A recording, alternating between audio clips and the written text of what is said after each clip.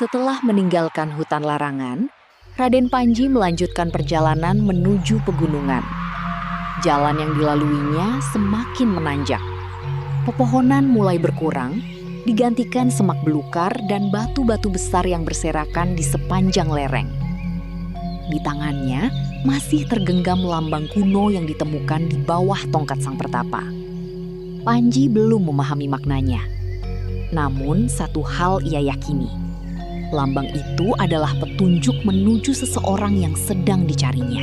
Hari mulai menjelang siang ketika Panji mencapai sebuah persimpangan.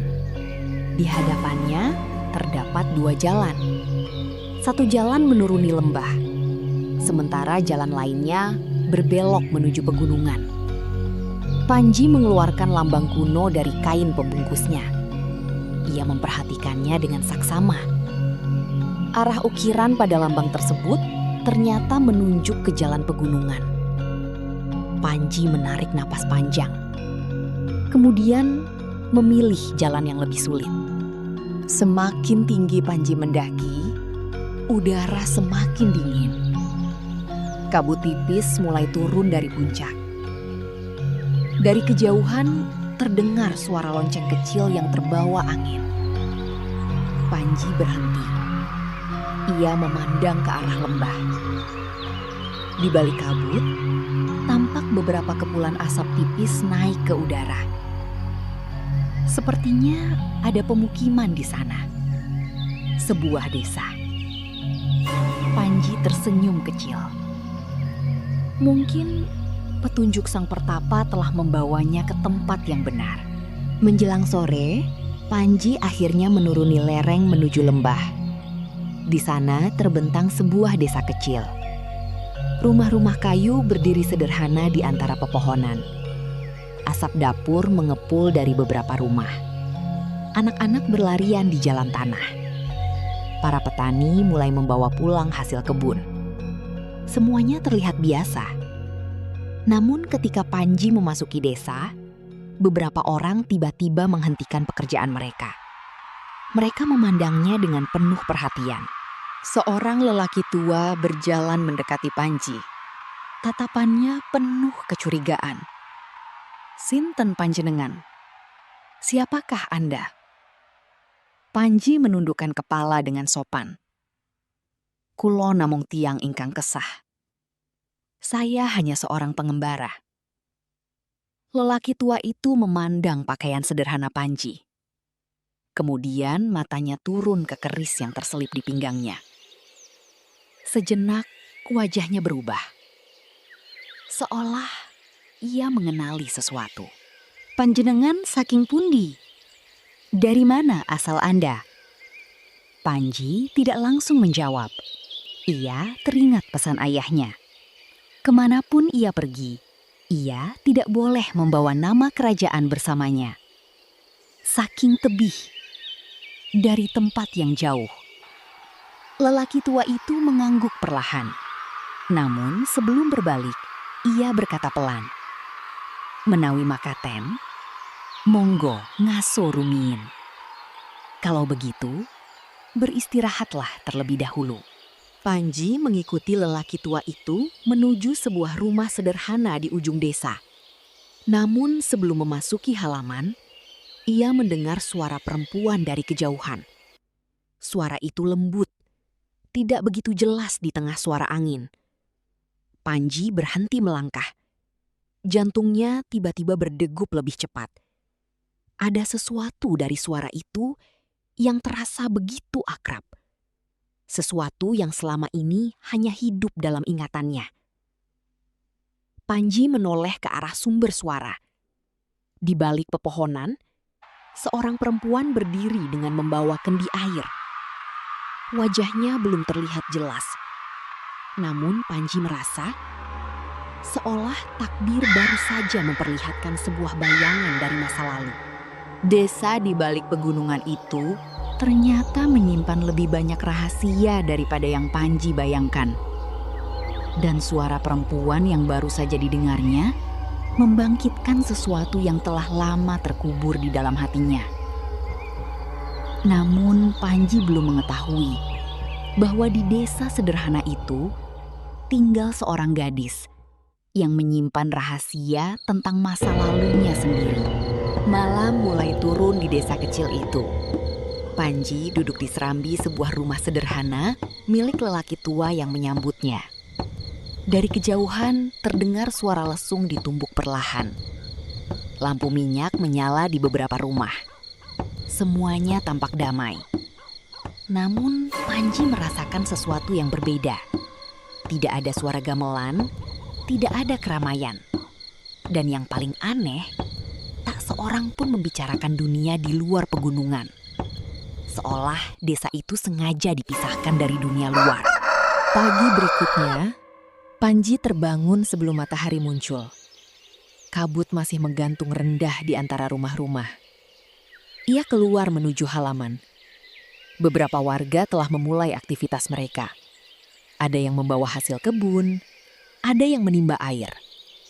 Namun ketika Panji mencoba menyapa, sebagian besar hanya tersenyum singkat. Kemudian kembali bekerja. Panji memperhatikan mereka dalam diam. Ada sesuatu yang mereka sembunyikan. Dan ia mulai menyadarinya. Saat Panji berjalan menyusuri jalan desa, ia melihat sebuah bangunan tua di ujung pemukiman.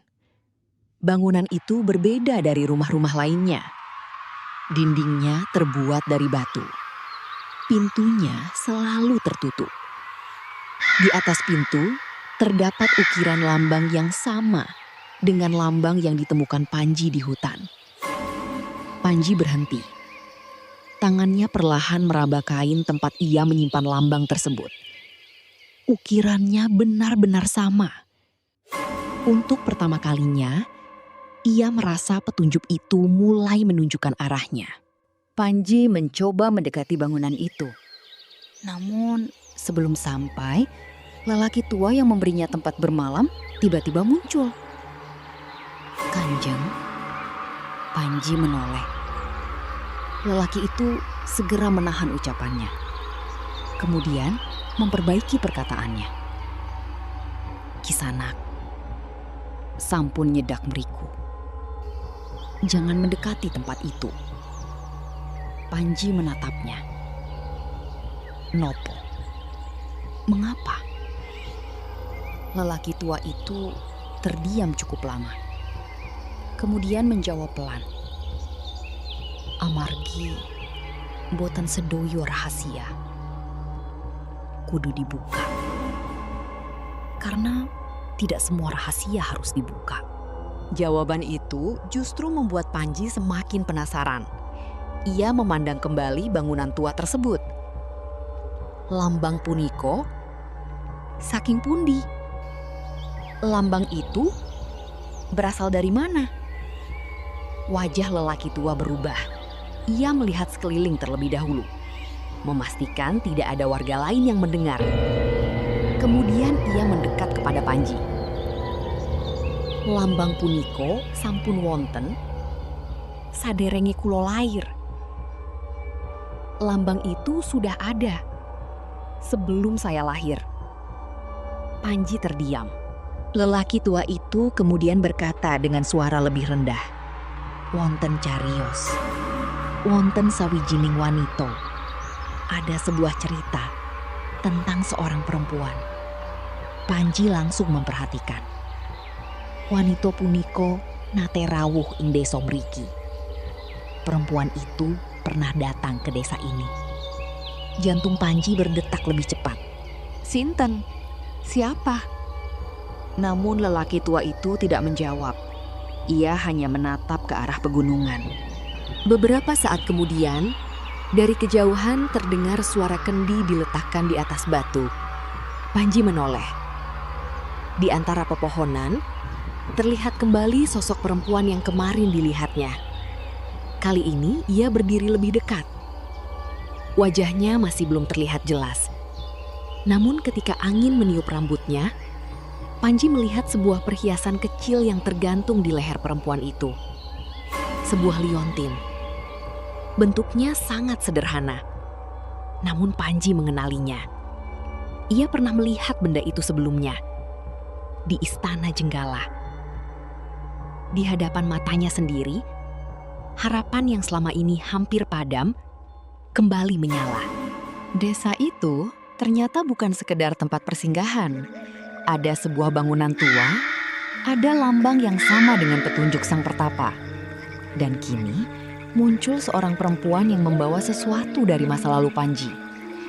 Namun sebelum Panji dapat memastikan siapa dirinya, sebuah rahasia lama mulai bergerak kembali. Dan untuk membukanya, Panji harus menemukan jawaban di balik pintu bangunan tua itu. Pagi berikutnya, Panji kembali melihat gadis itu. Ia berdiri di dekat sebuah mata air di pinggir desa. Tangannya sedang mengisi kendi dengan air jernih. Gerakannya sederhana. Tidak ada pakaian kebesaran. Tidak ada perhiasan kerajaan. Namun entah mengapa, Panji merasa pernah mengenal tatapan itu. Ia berdiri cukup jauh. Tidak berani mendekat. Seolah ada sesuatu dalam dirinya yang berkata, "Jangan terburu-buru."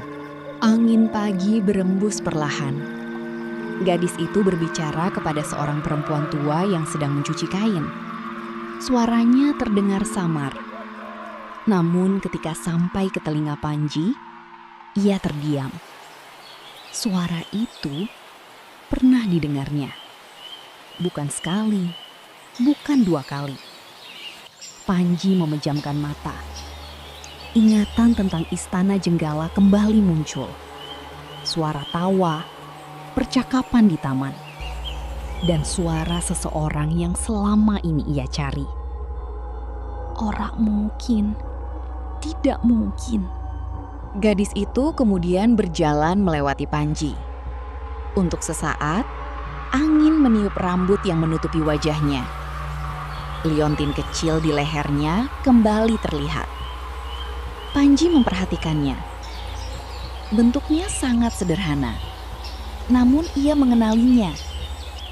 Liontin itu pernah diberikan kepada Chandra Kirana pada sebuah hari yang hanya mereka berdua ingat. Panji hampir memanggil namanya, Chandra, namun suaranya tertahan. Gadis itu terus berjalan tanpa menoleh. Panji akhirnya memberanikan diri bertanya kepada perempuan tua yang berada di dekat mata air. "Nyi, sinten wanita wau?" "Nyi, siapa perempuan tadi?" Perempuan tua itu terdiam. Kemudian melihat ke arah gadis yang semakin jauh. "Deweke, kula boten mangertos asmo aslinya. Dia, aku tidak tahu nama aslinya." Panji mengerutkan kening. "Boten mangertos? Tidak tahu?" Perempuan tua itu mengangguk. "Wonten ing desa punika, kabeh namung nyebut dheweke gadis." Perempuan tua itu kemudian bercerita. Gadis itu ditemukan beberapa bulan sebelumnya di sebuah jalan pegunungan. Ia datang seorang diri.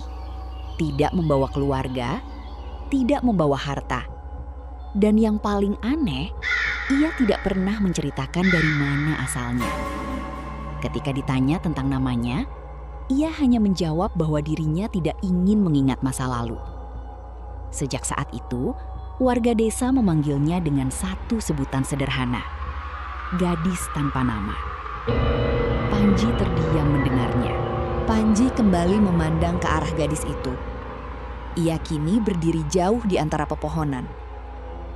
Panji menggenggam liontin kecil milik Chandra Kirana yang masih tersimpan dalam ingatannya.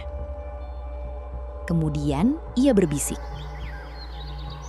"Menawi pancen sliramu, kening punopo sliramu ndelik? Jika memang benar engkau, mengapa engkau bersembunyi?" Gadis itu tiba-tiba berhenti. Tubuhnya diam. Namun ia tidak menoleh. Seolah ia mendengar suara Panji. Beberapa detik berlalu. Gadis itu perlahan mengangkat tangannya. Ia menyentuh liontin di lehernya. bahunya bergerak kecil, seolah menahan sesuatu. Kemudian, setetes air mata jatuh di pipinya. Panji melihatnya dari kejauhan.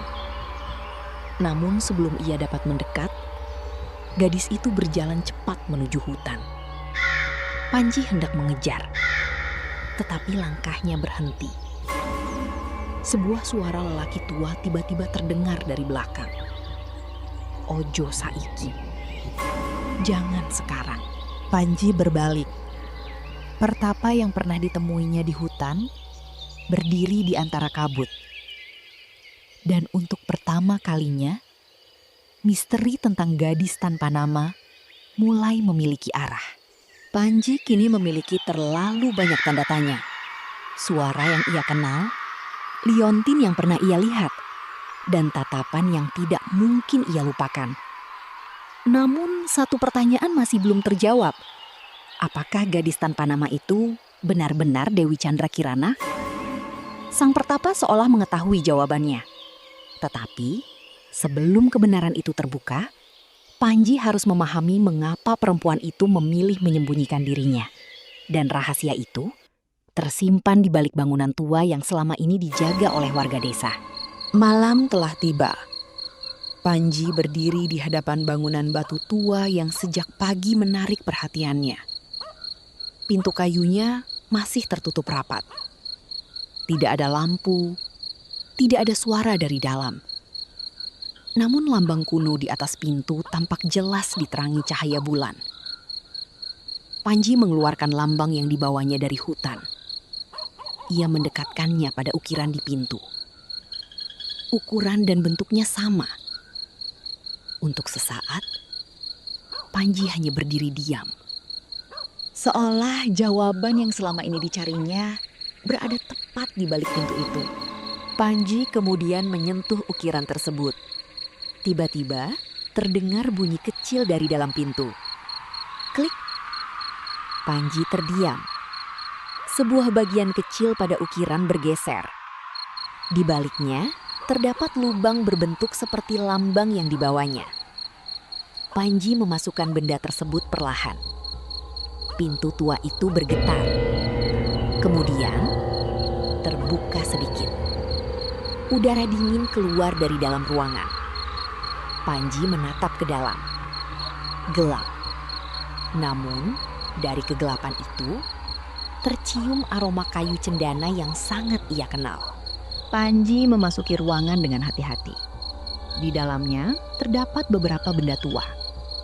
Kain kerajaan yang telah memudar, peti kayu, guci-guci kecil, dan beberapa senjata lama yang tergantung di dinding.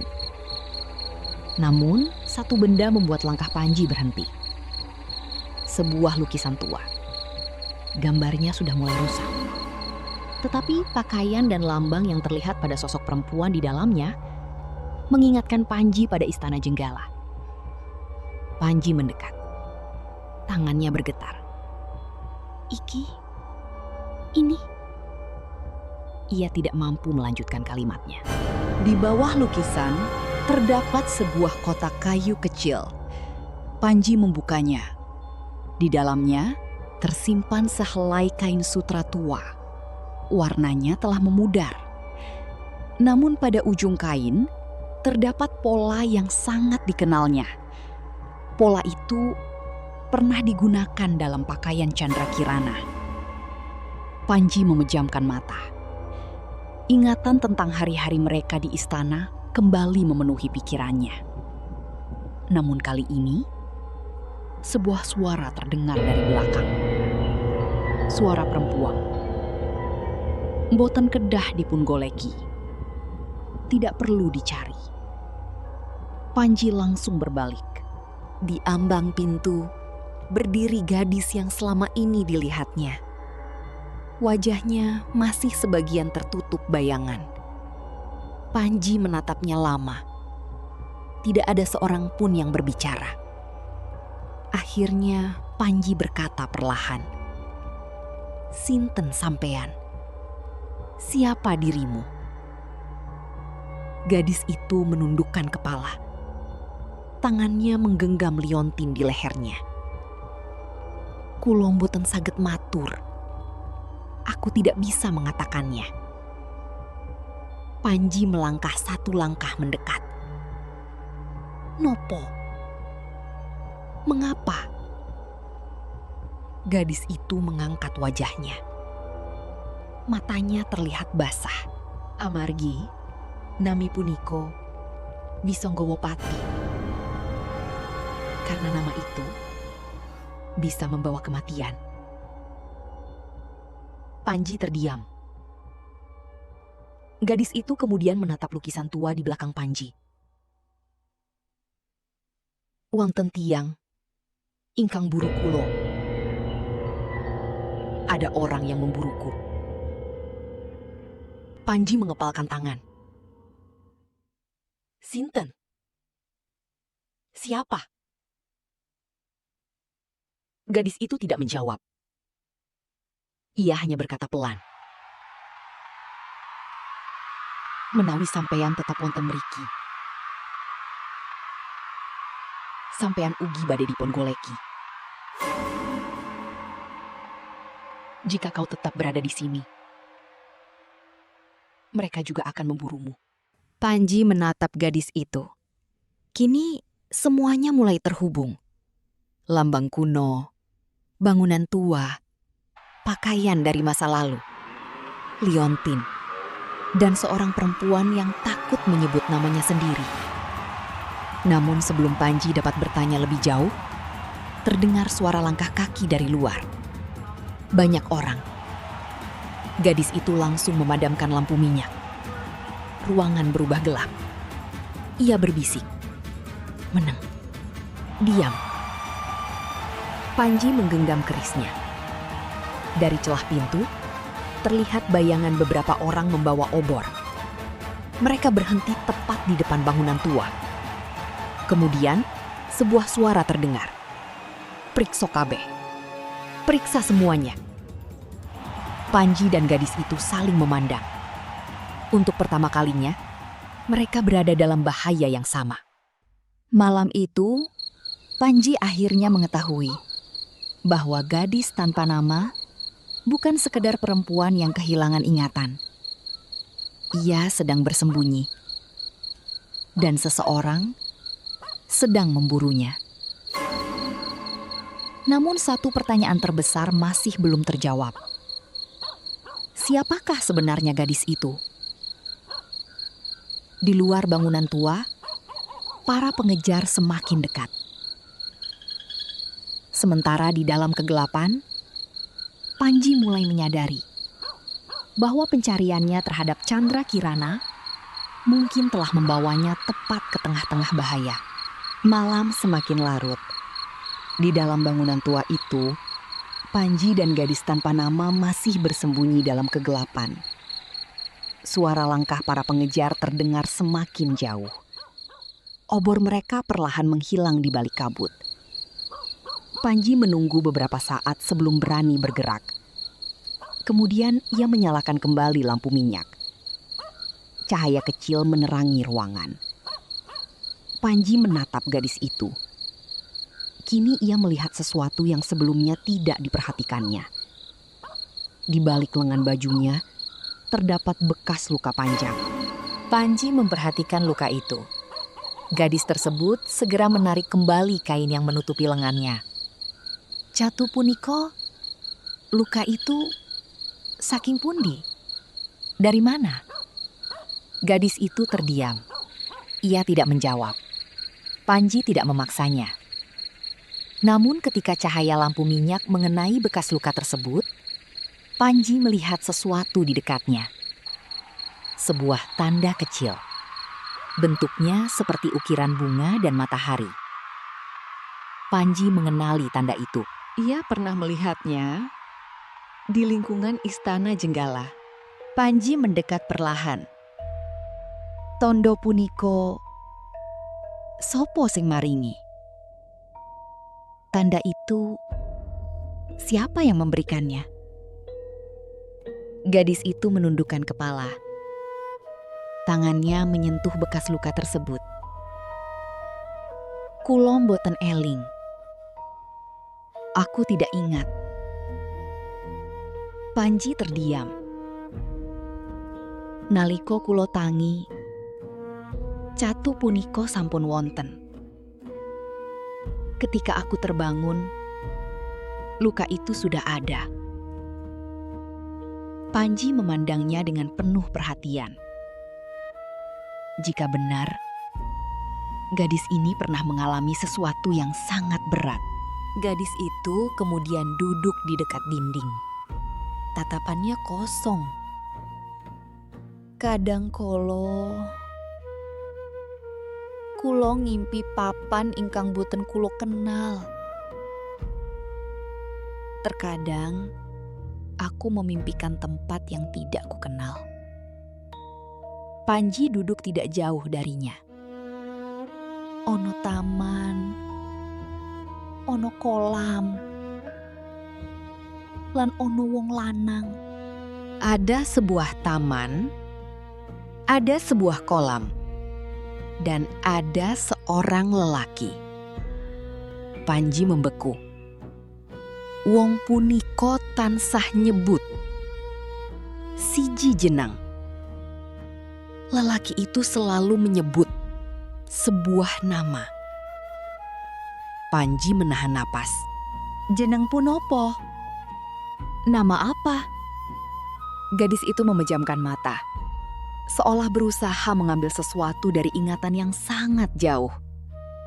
Bibirnya bergerak perlahan. Panji. Panji langsung terdiam. Untuk beberapa detik, dunia seakan berhenti. Gadis itu membuka mata. Ia sendiri terlihat terkejut mendengar nama yang keluar dari mulutnya. Kulo mboten mangertos. Aku tidak mengerti. Namun Panji sudah tidak mampu berkata apa-apa. Panji kemudian mengeluarkan kain sutra tua yang ditemukan di dalam peti. Ia memperlihatkannya kepada gadis tersebut. Begitu melihat kain itu, wajah gadis itu berubah. Tangannya gemetar. Perlahan ia menyentuh pola pada kain. Air mata mulai mengalir. Kain puniko. Kain ini. Ia berhenti. Kemudian memegang kepalanya. Sebuah ingatan samar muncul. Sebuah taman, bunga-bunga, suara gamelan, dan seorang lelaki yang berdiri di bawah pohon. Namun semuanya kembali menghilang. Panji berdiri perlahan. Kini ia tidak lagi melihat gadis itu sebagai seseorang yang kebetulan memiliki kemiripan dengan Chandra Kirana. Ada terlalu banyak tanda. Liontin, suara, lambang, ingatan. Dan kini nama Panji sendiri keluar dari bibirnya. Panji mendekat. Namun ia tidak langsung menyebut nama yang ada di hatinya. Ia hanya berkata pelan, "Aku orang ngerti sopo sliramu saiki. Nanging, aku bakal nemokake jawabane. Aku tidak tahu siapa dirimu sekarang, tetapi aku akan menemukan jawabannya."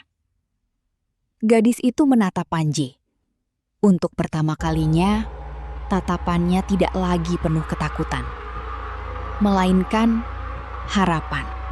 Malam itu, Panji akhirnya mendapatkan petunjuk yang jauh lebih kuat. Gadis tanpa nama itu pernah mengenal namanya. Ia mengenal lambang yang sama. Dan tubuhnya menyimpan luka dari masa lalu yang tidak lagi dapat ia ingat. Namun, satu hal masih menjadi misteri. Mengapa ingatannya hilang? Dan siapa sebenarnya orang-orang yang memburunya? Jawaban itu mungkin tersimpan dalam ingatan yang perlahan mulai kembali. Namun, sebelum Panji sempat mencari lebih jauh, fajar mulai menyingsing. Dan sebuah perjalanan baru akan membawa mereka keluar dari desa. Fajar perlahan menyentuh pegunungan. Kabut yang semalaman menyelimuti desa mulai terangkat. Panji keluar dari bangunan tua. Ia berhenti sejenak. Udara pagi terasa berbeda. Setelah malam panjang yang penuh rahasia, untuk pertama kalinya, Panji merasa bahwa pencariannya mulai menemukan arah. Namun ketika ia menoleh ke belakang, gadis tanpa nama itu berdiri di ambang pintu. Dan cahaya matahari pagi perlahan menerangi wajahnya. Panji terdiam. Untuk beberapa detik, ia tidak mampu bergerak. Wajah itu bukan sekedar wajah yang terasa familiar. Ia adalah wajah yang selama berbulan-bulan hidup dalam ingatannya. Wajah yang selalu muncul dalam mimpi. Wajah yang membuatnya meninggalkan tahta. Wajah yang membuatnya berjalan begitu jauh. Panji menahan napas. Chandra. Nama itu akhirnya keluar. Pelan. Hampir seperti bisikan. Gadis itu mengangkat wajah. Tatapan mereka bertemu.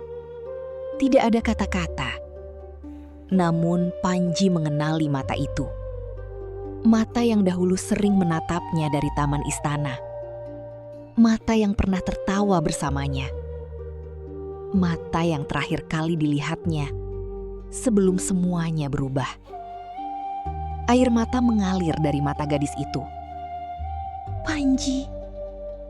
Untuk pertama kalinya, ia menyebut nama itu tanpa rasa takut. Panji memejamkan mata. Air mata jatuh di pipinya. Tiba-tiba, gadis itu memegang kepalanya. Potongan-potongan ingatan datang seperti kilatan cahaya. Sebuah taman kerajaan, kolam yang tenang, pohon besar dengan bunga-bunga putih. Suara gamelan dari kejauhan, dan seorang pemuda yang berdiri di hadapannya. Panji. Semua kenangan itu datang begitu cepat, hingga membuatnya hampir jatuh. Panji segera menahannya. Tenang, tenang. Aku di sini. Gadis itu menatap Panji. Bibirnya bergetar. Kemudian, sebuah nama yang telah lama terkubur akhirnya terdengar. Aku. Ia berhenti, menarik napas panjang, kemudian berkata, Chandra Kirana. Panji membeku. Tidak ada lagi keraguan. Tidak ada lagi pertanyaan. Perempuan yang selama ini dicarinya berdiri tepat di hadapannya. Namun kebahagiaan itu hanya berlangsung sesaat. Chandra Kirana menundukkan kepala. Panji, aku memang Chandra Kirana. Panji menatapnya. Namun sebelum ia sempat berkata apa-apa, Chandra melanjutkan. Nanging aku ora bisa bali menyang Jenggolo. Tetapi aku tidak bisa kembali ke Jenggala. Panji terdiam. Kenapa? Chandra Kirana menatapnya dengan mata penuh kesedihan. Amargo, wong-wong kuwi isih goleki aku. Karena mereka masih mencariku. Panji akhirnya memahami. Perjalanannya bukan hanya tentang menemukan Chandra Kirana. Ada sesuatu yang lebih besar. Sebuah rahasia. Sebuah ancaman. Dan masa lalu yang sengaja disembunyikan. Panji berdiri di samping Chandra. Ia tidak bertanya lagi. Tidak untuk saat ini. Ia hanya berkata, Yen sliramu ora bisa bali. Aku ora bakal ninggalake sliramu maneh. Jika kau tidak bisa kembali, aku tidak akan meninggalkanmu lagi. Chandra Kirana menatap Panji. Untuk pertama kalinya, setelah perjalanan panjang. Mereka berdiri berdampingan. Namun, jauh di balik pegunungan, asap dari beberapa obor mulai terlihat. Para pengejar telah menemukan jejak mereka. Mereka akhirnya bertemu kembali. Namun, pertemuan itu bukanlah akhir dari perjalanan.